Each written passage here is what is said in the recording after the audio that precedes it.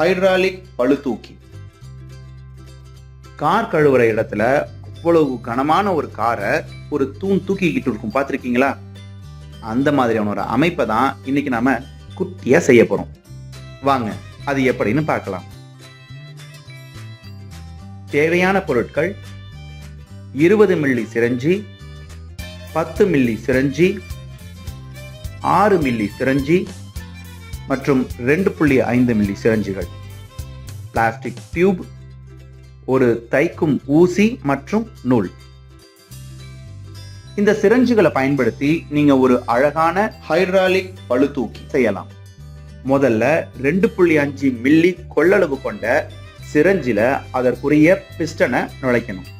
அதுக்கு அப்புறமா பெரிய சிரஞ்சுகள்ல உள்ள ரப்பர் பிஸ்டன்களை தனித்தனியா பிரிச்சு அவற்றில் இப்படி துளைகளை போடணும். பின்பு அவற்றை இந்த மாதிரி சிறிய சிரஞ்சுகளின் முனைகளில் பசைய தடவி இப்படி பொருத்தணும். பெரிய சிரஞ்சுகள் ரப்பர் பிஸ்டன்களை சிறிய சிரஞ்சுகளின் முனைகள்ல இப்படி பொருந்தியதற்கு பின்பு அவற்றை ஒவ்வொன்றா படத்தில் உள்ளபடி இப்படி வரிசையா பொருத்தணும். அதாவது இந்த மிகச்சிறிய சிரஞ்ச நடுத்தர அளவு சிரஞ்சியிலும் நடுத்தர அளவு சிரஞ்சிய பெரிய சிரஞ்சியிலும் இப்படி பொருத்தணும். அடுத்ததாக இந்த சிரஞ்சிகளின் பிடிக்கும் பகுதிகளில் இப்படி 6 துளைகளை போடணும். இவ்வாறு துளைகளை போட்ட பின்பு அவற்றை ஊசி மற்றும் நூலை கொண்டு இப்படி இணைக்கணும். ஒவ்வொரு சிரஞ்சியும் இப்படி தனித்தனியா கட்டணும். இப்படி கட்டுறதுனால இந்த சிரஞ்சிகள் ஒரு குறிப்பிட்ட தொலைவில் நின்றுடும். இல்லைன்னா சிரஞ்சிகளை பிஸ்டனால அழுத்தும் போது அவ வெளியே தள்ளப்பட்டு கீழே விழுந்துடும். முதல்ல மிக பெரிய சிரஞ்சில தண்ணீரை நிரப்பணும். அடுத்ததா அதை ஒரு பிளாஸ்டிக் டியூபால இந்த 3 சிரஞ்சிகளுடன் இப்படி இணைக்கணும். இப்போ மிகப்பெரிய சிரஞ்சியோட பிஸ்டனை அழுத்தினா மற்ற 3 சிரஞ்சிகளும் வரிசையா இப்படி ஒன்றன் பின் ஒன்றா உயரும்.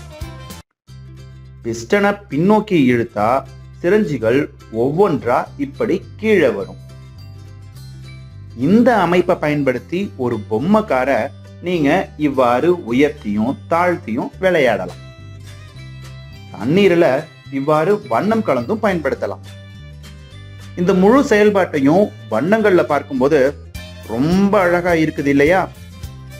இந்த ஹைட்ராலிக் பளுதூக்கி வரிசையாக உயர்ந்து தாழ்வது மிகவும் அழகா இருக்கு பாருங்க.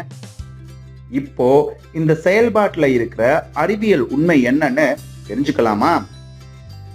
அறிவியல் உண்மை: இங்கு அனைத்து சிரஞ்சுகளிலும் பாஸ்கல் விதி பயன்படுகிறது. பாஸ்கல் விதினா என்னன்னு தெரியுமா? மூடப்பட்ட ஒரு கொள்கலனில் உள்ள திரவத்தின் ஒரு புள்ளியில் ஏற்படும் அழுத்தம் அந்த திரவம் முழுவதும் சமமாக பரவுகிறது என்பதுதான் பாஸ்கல் விதி. இந்த விதியை கூறினது பாஸ்கல் என்ற பிரான்ஸ் நாட்டைச் சேர்ந்த விஞ்ஞானி. அவர் பெயராலேயே இது பாஸ்கல் விதின்னு அழைக்கப்படுகிறது.